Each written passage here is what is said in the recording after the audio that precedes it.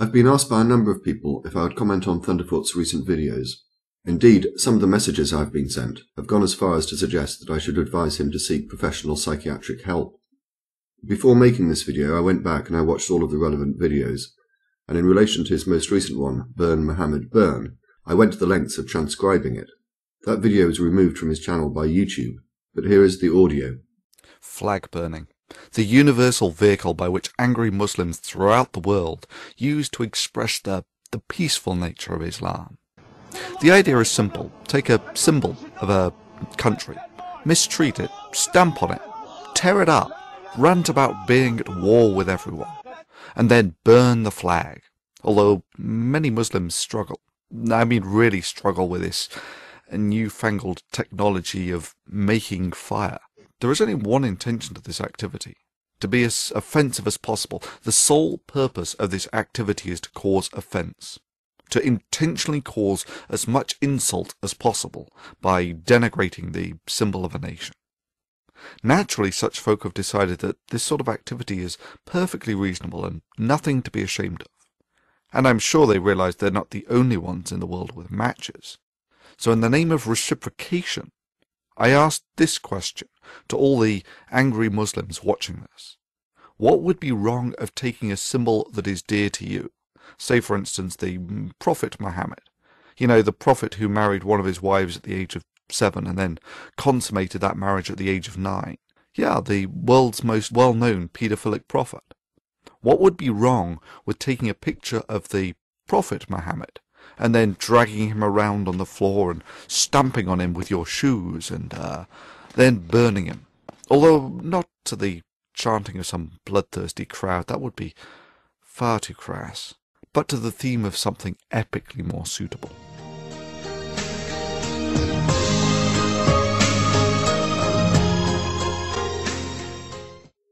No doubt there will be those who criticise me for having simply recited the words he spoke and not dealt with the manner in which he said them.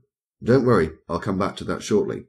But as they say, the devil is in the detail. It can seem a little far-fetched, though, sometimes, making these grand assumptions out of such tiny details. That's not quite right, is it? In fact, the little details are by far the most important. And in determining whether Thunderfoot has indeed gone insane, or should be supported, it's necessary to look in detail at what he's said in the videos. As I said before, I've done that, and there appears to me to be a recurrent theme in them.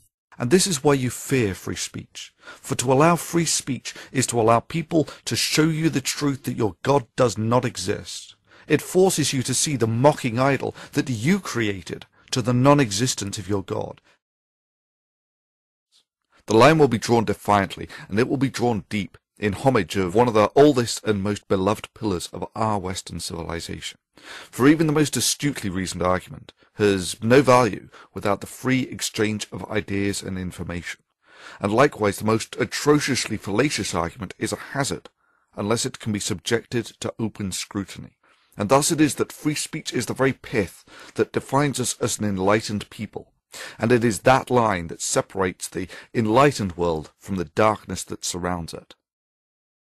So the chilling effects that these empty death threats have had on the moderate critics of Islam are reversed, and the level playing field of free speech is once more restored by the actions of those who heard the calling, and in spite of those without the vision to see the big picture.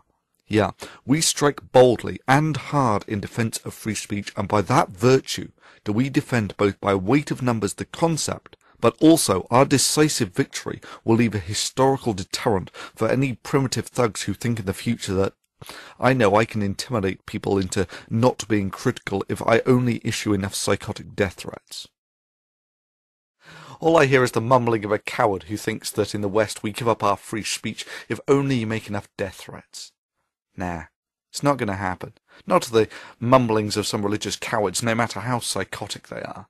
And even if your religion does make you deranged enough to kill an unarmed proponent of free speech on the streets of America, land of the free, you know. That is, even if you manage to re-import Islamic terrorism into the US, all you'll do is embody the concept that free people have the right to say what they want with the blood of the stalwart. In short, the consistent theme in the videos is free speech, an issue that both Thunderfoot and myself consider to be of importance. and which was recently and somewhat surprisingly recognised on a programme aired on the BBC. I think an equally important point to look at is what are the harms of censorship on the internet as well. I mean, we have on the YouTube community, there's a couple of very well-known speakers in favourship of freedom of speech, such as a guy called Thunderfoot and DPR Jones, who are both really putting themselves out there. So, do Thunderfoot's recent videos deserve scorn or praise? Having spoken to a number of people about them, it seems that the major criticisms are these. 1. Thunderfoot appears to be addressing all Muslims rather than just the extremists. I agree, that does appear to be the case. In my view, he could have been more careful in his choice of words. Secondly, he is not likely to convert moderate Muslims with this style of rhetoric and video. I agree. But this was not the purpose of the videos. The purpose of the videos, so far as I can see, was to support freedom of speech. Thirdly, Thunderfoot should have used his normal style of intellectual, scientific arguments. I disagree. The issue of free speech is not a matter of science. Fourthly, he did not convey his message with sufficient clarity. I agree. In my view, his message could have been encompassed in much shorter form. If you do not stand up to the potential dangers of the erosions of the rights that you currently enjoy, then don't turn around later and whinge and whine when they've gone. Do not allow yourself to be intimidated not to speak your mind. If you are frightened to stand up against it, then it will happen again. Thunderfoot has the balls to stand up against it. Do you?